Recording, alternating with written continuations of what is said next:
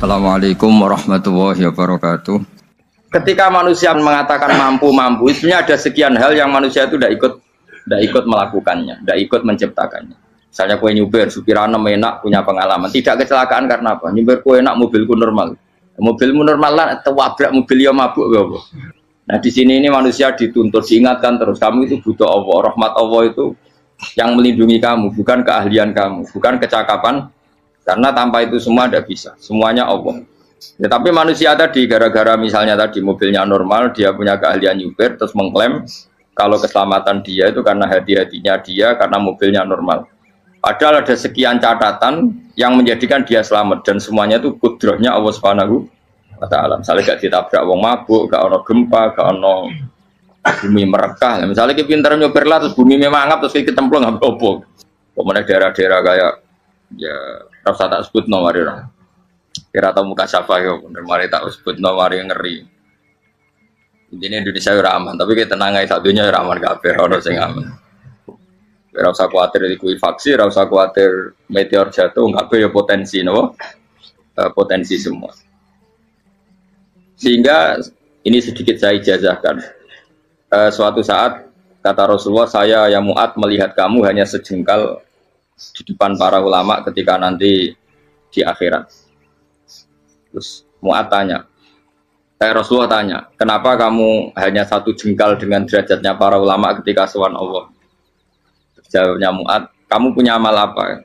Jawabnya Mu'ad, ya Rasulullah, saya tidak pernah melangkahkan satu kaki, kecuali saya tidak pernah yakin apa bisa melangkahkan kaki yang satunya. Dan saya tidak pernah mengunyah satu makanan kecuali saya juga tidak pernah yakin apa bisa menelannya. Dan saya tidak pernah bernafas satu nafas kecuali saya tidak yakin apa bisa nafas berikutnya. Saking dia tergantung ta'aluk semuanya sama kudrahnya Allah Subhanahu wa Ta'ala. Kalau kita ini kan sok. Kalau makanan sudah di depannya kayak pasti bisa makan. Kalau dia sudah sehat jalan seakan-akan pasti bisa meneruskan. Padahal 0, sekian detik melaku dihantam mobil ya selesai. Misalnya stroke ya selesai, tidak bisa jalan. Sehingga para wali-walinya Allah itu orang yang filah gotin min lahadotagi, setiap kedipan dia, setiap perilaku dia itu hanya ta'aluk ambil Allah Subhanahu wa Ta'ala. Itu yang disebut ya ayyuhan nasu antumul fuqara'u ila. Nah kemudian resiko makom ini, ya semua makom tak ada resikonya. Resiko makom ini itu biasanya dia lupa doa. Kenapa lupa doa? Karena doa itu terdefinisikan.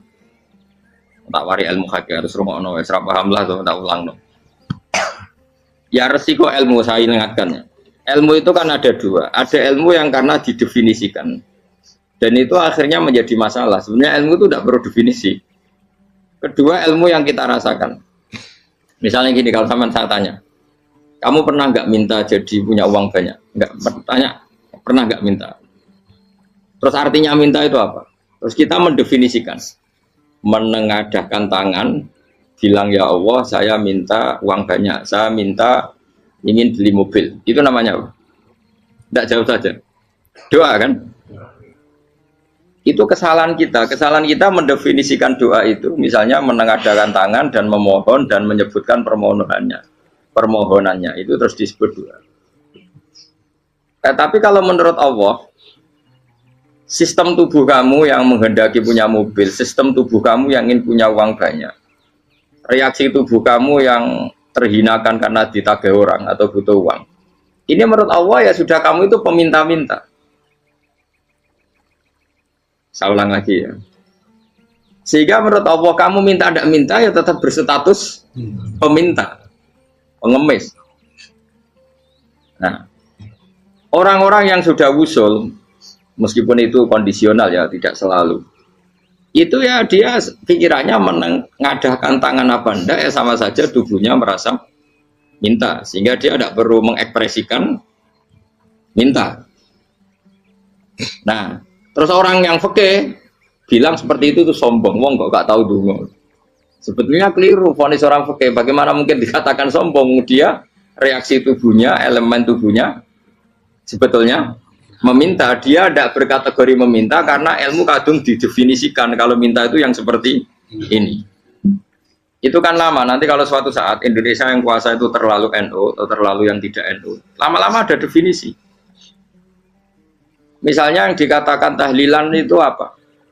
Ya bid'ah, Nabi tidak pernah tahlilan. Sahabat gak pernah nahlilin Nabi, malah ngajak kaji Nabi jadi tahlil. Mana nih tahlilan jalukno sepuro mayit, kaji Nabi jalukno sepuro. Sehingga dengan tradisi itu tahlil itu masuk definisi bid'ah, karena nggak pernah dilakukan sahabat dan para tabi'in. Ya salahnya kamu definisikan.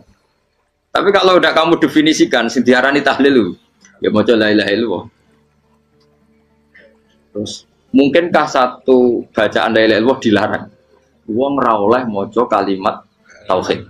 Jadi misalnya tahlil itu nafadno kalimat tauhid. Oke tok ya orang ora iso dilarang, tapi nak tahlil itu mitung dinane mayit kaya bodho, sakmane kriminal. Enak. Ya sudah seperti itu. Makanya banyak orang salah itu karena ilmu kadung didefinisikan. Nah, definisi itu sebenarnya tidak mengikat dalam banyak hal. Ini penting saya utarakan. Ya karena seperti itu. Makanya itu masalah-masalah besar antara kita dan firqah-firqah yang lain, masalah ahli sunnah, terus masalah yang lain-lain. Memang ya sudah seperti itu. Ya saya ulang lagi ya. Ketika Nabi Ibrahim mau dibakar Namrud, itu masyhur cerita itu. Dan kemudian jadi namanya Habib Syahid. Habib Syahid itu sebetulnya hanya ngutip Habib Abdul Haddad. Jadi syair itu sebenarnya ada di Diwanul Haddad. Apa? Diwanul Haddad. Diwanul Haddad itu syair-syair Abdul Haddad ketika beliau usul, beliau mukasyafah. Terus bagian dinyanyikan Habib Syahid terus jadi populer. Saya ulang lagi ya.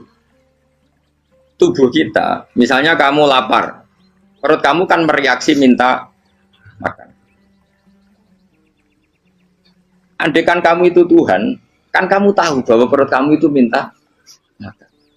Tanpa kita bilang, ya Allah saya minta makan, Allah tahu kalau reaksi tubuh kamu minta makan. Sehingga orang yang tidak minta pun asal makomnya makom yang ikror, mengakui kalau dia butuh, ya namanya sudah minta. Tapi fikih kadang mendefinisikan sing darane minta itu hanya madhep kiblat terus menengadakan dan sebagainya. Ya sudah kita sebagai orang pengikut ya yang ikuti fikih, yang ikuti tasawuf, sebetulnya itu definisi yang sepihak. Sehingga ketika Nabi Ibrahim mau dibakar Namrud, masyhur itu cerita itu.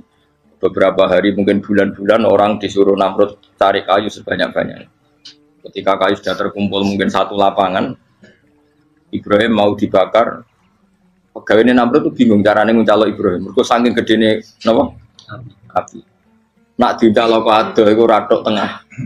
Nak diparekno iku kepanasan. Masyhur. Terus setan zaman iku orang akeh dadi ya setan tenan. Saya kan duplikate sakake dadi setan ra tau muncul. Wong duplikate wis napa? Akeh. Singkat cerita setan itu muncul pura-pura jadi manusia terus ditemukan manjane. Manjane kayak semacam ketepil besar yang jadi mana ya dari kiai-kiai ketepil haram mergo penemune setan. Dari ini tuh. Tapi nak manjane penemune setan itu betul walhasil terus dibikinkan satu manjane semacam ketepil besar terus Ibrahim dilemparkan ke api. Lewat apa? Ketepil tadi idenya siapa? Setan. Nah ketika di tengah api itu unik. Kata malaikat Jibril datang terus tanya sama Ibrahim, ya Ibrahim apa kamu butuh saya? Butuh, alakah haja, apa kamu punya kebutuhan? Jawab Ibrahim, lah, saya tidak punya kebutuhan. Amma ilaika fala, kalau ke kamu enggak. Karena kamu makhluk, apapun keren kamu Jibril tetap kamu makhluk. Amma ilaika fala. Enggak, maksudnya butuh ke Allah nanti saya nyampaikan. Malah dinya Nabi Ibrahim, kalau Allah tidak usah kamu sampaikan ya sudah tahu. Gua be Jibril. Oh, aku itu takut kan? Ya saya ulang lagi. Apa kamu punya kebutuhan? Alaka hajalah ama ilaika fala. Kalau ke kamu enggak. Enggak maksudnya butuh ke Allah nanti saya sampaikan. Karena Jibril yang mentang-mentang dekat sama Allah dan tukang memberi informasi. Tapi kata Ibrahim, kalau ke Allah sih nggak perlu kamu. Dia sudah. Nah, itu terjadi namanya Habib Abdul Haddad masyhur itu apa? Hasbi min suali ilmuhu bihali. Jadi cukup ilmunya Allah itu menjadikan saya tidak perlu minta. Hasbi min soali ilmuhu bihali. Jadi ada kondisi tertentu yang para wali itu, saya ulang lagi, kondisi tertentu yang para wali itu ya tidak minta. Tapi kalau itu ditiru jenengan semua ini jadi keangkuhan. Kenapa? Wes ora ndonga tangane ditenangano, atine ya ora eling pangeran, kan akhirnya tak jaluk tenan itu. Jadi aja niru wali-wali. Nah, wali-wali itu kan misalnya tangannya tidak menengadah tapi semua sistem tubuhnya merasa butuh sama. Saya itu pernah gitu. Tapi itu kondisional dan saya juga ngulang tidak mesti bisa. Ketika saya umroh itu pernah saya ada satu kondisi itu doa ya di putaran pertama terus. Di putaran pertama saya berdoa ya agak banyak di multazam. Putaran kedua mau berdoa sudah tidak berani lagi. Sampai ke-7. Hari kedua ya tidak berani, hari ketiga tidak berani. Nah seperti itu tidak bisa dibuat-buat meskipun saya juga agak ingin. Tapi ya pas itu ya nggak bisa. Gara-gara itu korban kitab hikam, ya kitab hikam yang terkenal. Kitab hikam itu pernah cerita gini. Rubbama dallahum al-adab ala tarkit tolak. Terus di antara makalahnya itu wa inna ma yunabbahu man yajuzu alaihil ikhfal. Tapi kamu jangan niru dosa kan. Tapi jangan ingkar ilmu ini tambah dosa oke. Jadi niru ya dosa, ingkar ya dosa. Jadi ada seorang wali kata hikam. Kadang-kadang seorang wali itu mau doa diulang itu sungkan. Kenapa? Yang perlu diingatkan tuh yang potensi lupa. Allah kan masih ingat doa kemarin. Loh itu gara-gara saya sebelum umroh itu mensinau kitab hikam itu agar Fidrullah. Ya Allah. Sing tak dungani wingi ejek eling kok tak eling nomen. Jadi wa inna ma yunabbahu man yajuzu alil fal, yang bisa diingatkan hanya orang yang potensi lupa. Sementara Allah tidak akan. Tapi kan akhirnya dungane eling. Ya Allah kayak kemarin. Hari ketiga ya Allah kayak. Makanya menurut saya ilmunya orang hakikat itu juga ada sisi kriminalnya karena ya tadi. Tapi kamu ingkar ya keliru. Memang Allah gak mungkin lupa, ngapain kamu ingatkan. Makanya menurut saya Allah itu manggat terbaik, bener-bener Rahman Rahim. Mestinya nak Allah terbaik, itu ngomong bedino malah ngamuk. Lah aku lali tapi mbok eling dong. Tapi Allah itu ya maklumi ya, dengan kekeliruan. Kita ini kan selalu keliru, dongo terus ya keliru sebetulnya, karena seakan-akan kan mengingatkan seseorang yang mungkin lupa. Wong Allah tidak pernah lupa kok, kamu ingetin terus. Atau kamu menggurui Allah, yaitu ya Allah nang sebadani kalau di duake, padahal nggak mesti maslahat bagi kamu. Duake orang mesti maslahat bagi kamu. Maka ada sekian contoh yang wali itu dibully pangeran. Saya sering cerita, banyak cerita wali itu dibully pangeran, digarap ya pangeran. Ini gara-gara salah dewi. Saya pernah cerita dan itu ada di hikam betul di kitab itu ada. Ada wali itu tukang hamal itu manol di pasar, itu tukang angkut. Jadi kalau ada orang bawa barang berat diangkut dia, terus misalnya kalau dulu mungkin ya ke kereta atau ke singkat cerita terus diupahi. Saat dapat apa dia pasti pulang karena dia hanya butuh makan satu piring, karena dia tirakat makan satu piring untuk ibadah 24 jam. Singkat cerita dia ngeluh, ya Allah, kamu tahu, engkau tahu saya ini pecinta engkau, saya ini hanya butuh makan satu piring untuk kuat sholat, tapi kenapa harus jadi juru manol? Berilah saya rezeki yang tanpa kerja. Nah, selang sekian hari dia dituduh maling, terus di penjara, terus dapat rezeki tanpa kerja. Dia ya Allah kenapa jadinya gini, kan kamu minta rezeki tanpa kerja. Ya itu penjara itu rezeki tanpa kerja kan. Jadi Allah memperlakukan para walinya itu memang unik. Ya kadang dibully. Sehingga dalam cerita-cerita kenabian, kata Qadiyat itu, nggak ada orang yang sering dibully Allah kayak nabinya. Karena nabi itu orang yang dicintai Allah. Jika salah sedikit saja itu, cara pangeran itu, cara kampus itu digarap, dipelonco, salah sedikit. Misalnya begini, Nabi Yakub itu kan nabi. Dia mungkin nyon jauh nggak tersadar, nyembelih anak sapi itu di depan indukannya. Ya beliau mungkin spontan saja, Pak. Kalau kamu yang melakukan pasti tidak ada hukumannya karena Allah tidak pati peduli sama kamu, sudah lah. Artinya nggak peduli, salah pantas saya nggak jelas ya gitu. Tapi ini Nabi. Ketika itu terus indukannya sapi tadi, ya Allah, Yakub itu kekasihmu. Saya tidak berani sama dia karena dia kekasih. Tapi saya tetap menuntut keadilan. Dia harus merasakan susahnya dipisah dengan anak. Meskipun dia tidak nuntut rasanya roh anak sebelah itu tidak se ekstrim itu. Sapinya itu hanya nuntut ya Allah dia harus merasakan sakitnya terpisah dengan anak.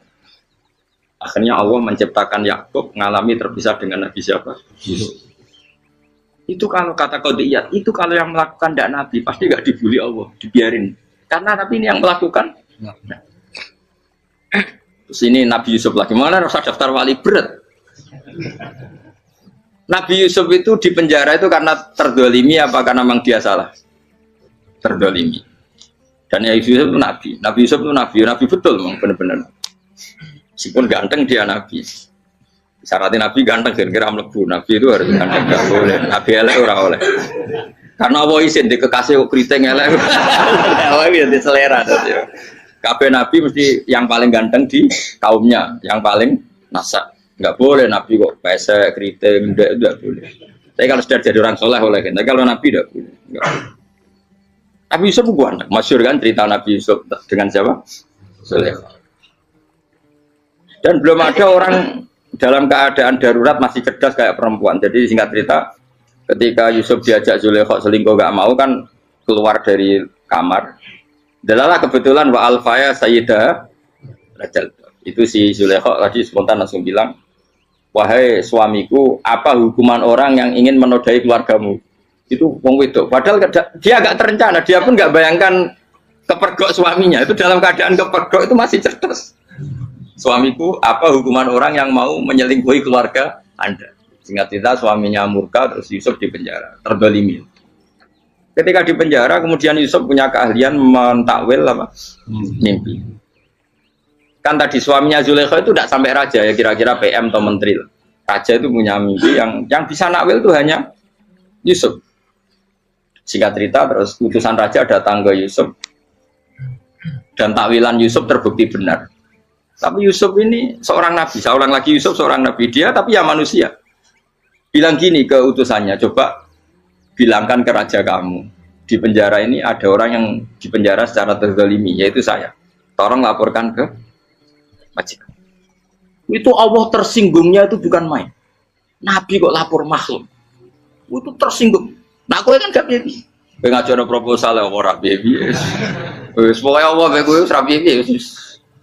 Wong sumben swargane ya ora langsung wae ngono pokoke kira-kira kan sudah tidak perlu ditegur.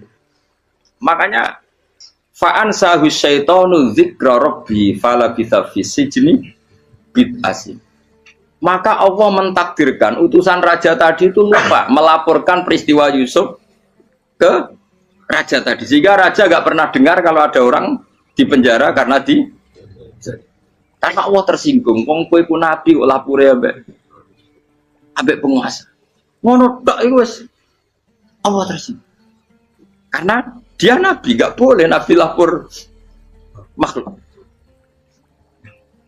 Jadi Allah itu dengan nabi itu sangat-sangat sensitif. Sangat-sangat sensitif. Lu begitu. Terus cerita yang terkenal, meskipun ini enggak ada di Quran, Nabi Musa. Nabi Musa itu pernah sakit gigi. Karena dia mentang-mentang kalimullah, orang yang sering komunikasi dengan Allah, minta ya Allah, tolong tunjukkan obat gigi saya itu apa. Dan ini sama Allah dikasih tahu, kamu ngunyah suket ini, gitu. rumput ini kamu kunyah nanti pasti sembuh. Karena resepnya dari Allah ya pasti mujarab, kan nggak ke dokter. Sehingga tidak dikunyah terus sembuh. Suatu saat dia sakit gigi lagi, nggak konsultasi lagi karena masih punya resep tadi kopian apa resep. Dia datang nyari suket yang sama dikunyah tambah sakit. Tanya sama ya Allah ini kan resepnya yang sama, kenapa tambah sakit? Kata Yusuf, kata Allah, kamu itu kekasihku. Ora nak sing ngobati ku aku ra suket sembrono. Semenjak itu Yusuf Nabi Musa ora pernah taruh resep lagi sudah. Andai kan tuh kamu, pasti Allah juga gak tersinggung. Makanya kata qadiyat, kenapa para nabi sering ditegur itu bukan karena Allah murka, nabi itu beda. Jadi kesalahan kecil atau apa-apa yang menurut kita ada salah itu untuk nabi salah. Makanya di ahli sunnah ada kaidah apa? Mimba bihasanatil abror sayyiatul muqarrabin. Pernah dengar kaidah apa? Mimba bihasanatil abror sayyiatul muqarrabin. Sesuatu kalau dilakukan umumnya orang itu hasanah atau kebaikan, tapi kalau dilakukan para nabi itu salah. Karena apa ya? Saking dekatnya dengan Allah. Saya ulang lagi apa? Mimba bi hasanatil abror sayyiatul muqarrab. Jadi Nabi itu beda. Nah, para nabi itu orang-orang yang ngalami fikir yang doa resmi kayak siapa tadi? Definisi fikir ya sering. Kayak definisi orang tasawuf yang sering.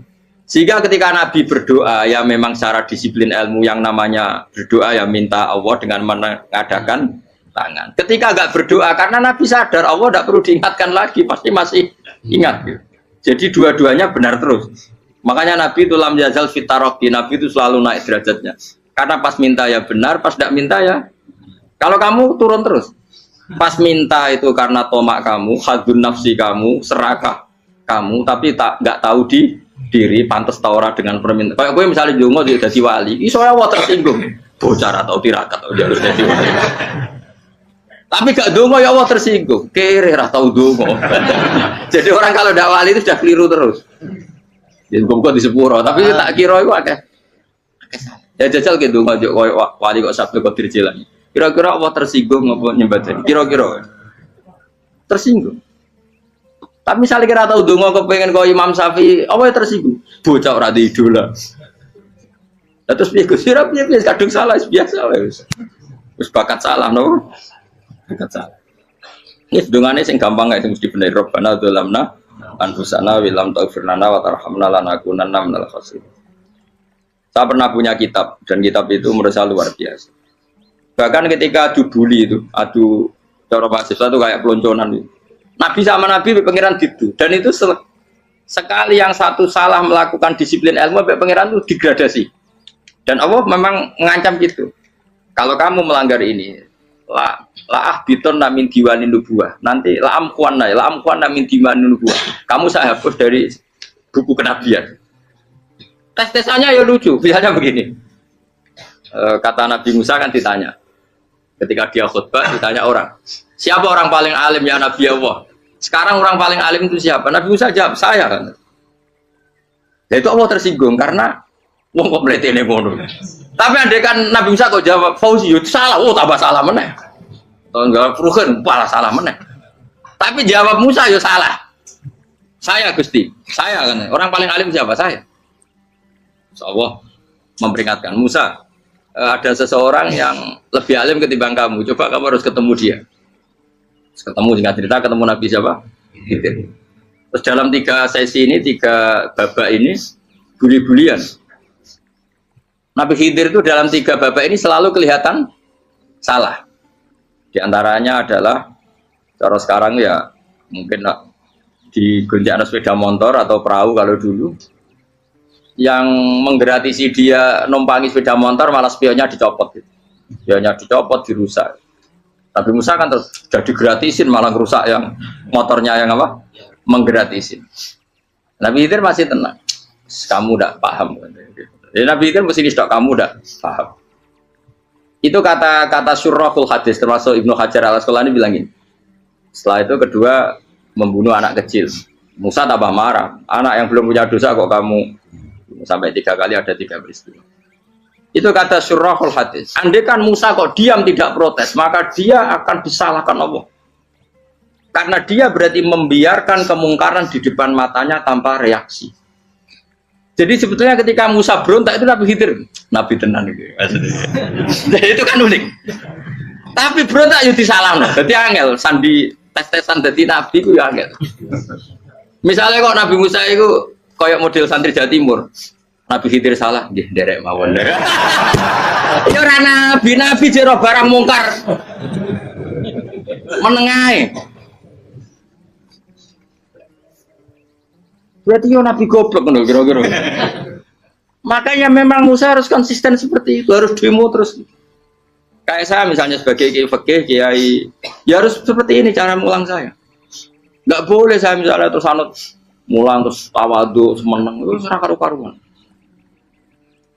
Jadi andekan Musa kok tidak protes itu malah salah. Ya memang harus. Dan itu Nabi Khidir Nabi tenang. Makanya Nabi Khidir akhirnya respect. Tidak ada hati sebaik Abu Musa. Risi itu gak nyaman ketika melihat kemungkaran. Jadi itu sebenarnya poin. Tapi lucunya Nabi Khidir ya nyalan, tak dari rasa takok komen takok. Tapi ya disalahno. Ya aku jare Nabi Musa. Ya jajal, gawe peristiwa meneh aku tak sabar rata kok. Bareng. Kon jajal neh. Bareng dijajal ya protes meneh. Bareng protes meneh, tinggal satu kali kesempatan. Kowe takok meneh wis ora dadi murid. Dikasih kesempatan lagi, ya protes meneh deh. Tapi itu justru itu menjadi kelebihannya Nabi Musa karena syarat seorang nabi adalah al-musara'ah ila inkaril munkar kata Ibnu Hajar Al-Asqalani. Syarat seorang nabi adalah secepat ngengkari sesuatu yang mungkar. Enggak boleh. Ya iya toh kan misalnya kita jadi murid terus gurumu itu gandeng artis atau gandeng penyanyi dangdut. Dia derek mawon. Jadi guru mumet goblok. Tapi kowe ngloroi guru tersinggung. Ora roh hikmah iku. Kan bingung loh. De guru ngene kok bingung loh. Soalnya kayak di guru jadab, dorong Jawa Timur apa? Gurumu gandeng penyanyi dangdut. Reaksimu biasa saya takut. Ayo loh, nah elek kan gak iri. Biasanya nah elek itu gak iri. Sekarang pak. Sing ayu, sing potensi iri. Kira-kira reaksi kamu itu milih derek mawon apa berontak? Golek nak gurumu wong alim mesti nak pasti meneng. Muridku gila bener, gak sensitif. Roh barang mungkar dilakukan di depannya kok tidak reaksi, tidak protes, geblek tenan. Tapi lucunya guru mau nak protes ya, gak luwe akhlak. Guru lagi senengnya kok ora oleh. Nah Nabi itu kan bully-bulian. Jadi Nabi Khidir dengan Nabi Musa itu tepat-tepat. Karena dua orang ini sama-sama kekasih Allah. Itu Nabi Musa justru barokahnya itu dia tidak pernah kelasmennya di bawah Nabi Khidir. Semua ulama sepakat kelasmennya Musa tetap di atas Nabi Khidir. Sehingga yang berlaku ya tetap ilmunya Nabi Musa bahwa membunuh anak kecil tidak boleh, merusak perahu milik orang lain tidak boleh. Karena Allah tetap lebih respect dengan ilmunya Nabi Musa. Nabi Khidir tetap ilmunya nggak dipakai, meskipun dia disebut hakikat. Karena ilmunya Nabi Khidir ngani ngoyo. Ngani ngoyo wong ape mutusno ngenteni nginceng Loh Mahfud. Lah sing iso iku sapa? Barang ra mungkin kok. Makanya Nabi Khidir terakhir menutup kalimatnya wa ma fa'altuhu an amri. Dzalika ta'wilu ma lam tasdi alaihi sab. Aku dhewe nglakoni ini ya ora roh, wis ditakdir nglakoni ngene wae. Dadi Nabi Khidir ya ora paham. Jadi wa ma fa'altu an amri itu terakhir kira-kira artinya saya sendiri tidak melakukan ini karena inspirasi saya sendiri atau keputusan saya sendiri. Tahu-tahu saya ditakdir melakukan. Karena pas itu Nabi Khidir disetting semuanya dengan ilmu hakikat, yaitu bayi tadi memang kutiba kafiron, kutiba kan apa? Kafiron. Memang dia nanti kalau umur nganti tua ditakdir mati kafir. Daripada mati kafir nanti, ya sudah mati sekarang. Tapi nggak mungkin kan ada syariat daripada soben beling pateni kecil. Ora syariat, tetap ikut Nabi Musa. Makanya kata Ibnu Hajar Al-Asqalani itu uniknya Allah sama para wali-walinya. Wali ku klirullah itu tuh disenengi pengen. Terus pengenan nabi-nabi ini yo kecil-kecilkan, yo pancen nak wong. Terus keempat kan. Tadi kan saya punya contoh 3, ini contoh keempat, ini terakhir. Kagian kok ilmu merah cukup tetap malah bingung. Nabi itu minggat itu boleh enggak? Tanpa pamit, minggat itu pergi enggak pamit itu boleh enggak? Enggak boleh. Rasulullah meskipun kayak apa disakiti di Mekah itu tidak pernah minggat, tidak pernah hijrah. Saya ulang lagi, karena butuh izin. Tapi Allah pernah punya kekasih yaitu Nabi Yunus. Nabi siapa? Yunus. Itu Quran meredaksikan ya abako. Abako itu terjemahnya apa? Minggat. Kalau pergi itu dahaba. Tapi ini Allah meredaksikan itu abako. Abako itu ya minggat. Nabi Yunus itu dakwah di daerah Nainua. Ya, Nainua itu ya Babylon sana. Kampungnya namanya Nainua. Ya daerah Babylon. Babylon itu kalau di geografis modern ikut Irak. Ikut mana? Irak. Jadi Kufa, Basra, Babylon.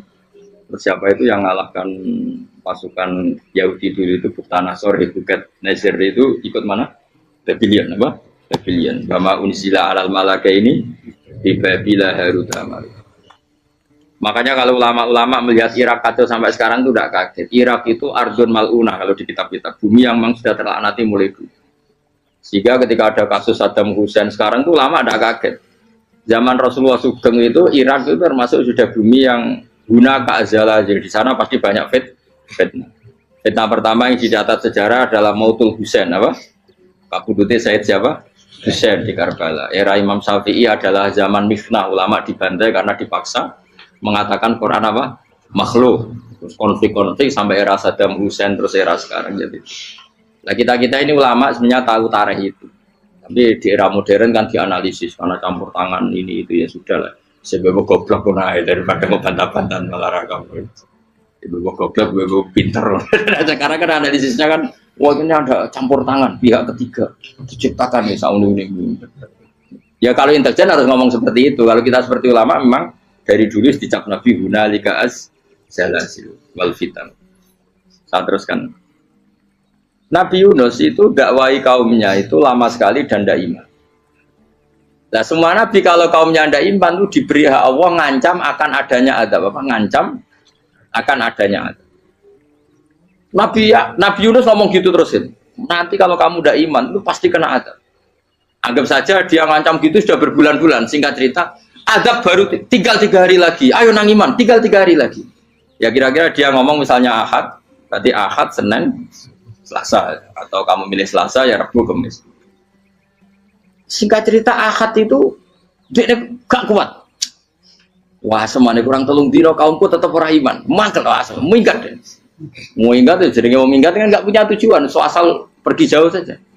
Ada perahu, sekenanya dia naik saja. Namanya minggat nih. Kalau bawa bekal terencana, bawa visa paspor kan plesir namanya. Jadinya minggat itu ya gak, ya sekenanya nggak persiapan. Singkat cerita sampai ikut perahu nelayan tadi terus zaman itu ya ada mitos kalau ada gelombang yang nggak wajar pasti ada orang minggat. Terus ditanya siapa yang minggat, Nabi Yunus kan orangnya jujur saya katanya. Ya sudah yang minggat harus dicemplung gitu. Ya, terus ada yang agak baik ya jangan gitulah. Ini kan kita semua butuh selamat. Dudi dulu. Terus Dudi satu lagi ketemu Yunus. Coba mungkin salah udahnya Dudi lagi ketemu sampai 3 kali ya ketemu Yunus. Makanya fasahama fakana minal mudhadis diuji dia kalah kemudian tenggelam. Fal taqamahul khutu wa huwa mulim. Terus dia diuntal ditelan oleh ikan nun. Nah, di situ ikan nun digambarkan saking besarnya itu. Dan ini uniknya Allah sama kekasihnya. Sudah Allah menyalahkan tapi unik. Ikan ini kan itu sama Allah dikasih instruksi. Kamu nggak boleh makan dia. Dia kekasih saya. Terus ketika di tengah di perut apa?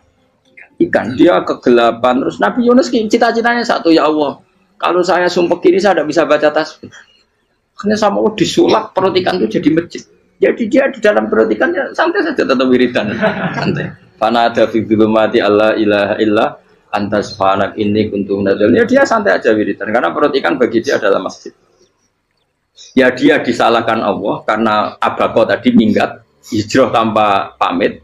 Tapi juga dibela-belain Allah, ikan tadi tidak boleh nelan. Ini perlakuan Allah sama orang yang bikin.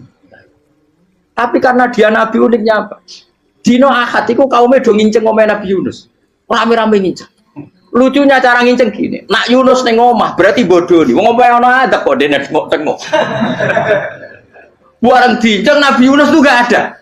Oh tenan ono ada. Mulane wonge rawani neng omah. Itu uniknya pangeran. Jadi mau dekne ora minggat yo salah. Mau dekne ora minggat berarti kaume jane apa ono adab ono gempa bumi liku faksi kok dekne ning omah. Lah nek ono tenan ra mlayu, nyatane gak mlayu. Jadi mbok Allah didesain minggat. Tapi nek minggat disalahno Nabi yo ora pamit. Makanya masyhur saya itu punya kitab karangannya Habib Alim Alamah, mbah-mbahnya Habib Anis, Habib Ali bin Husain yang ngarang apa?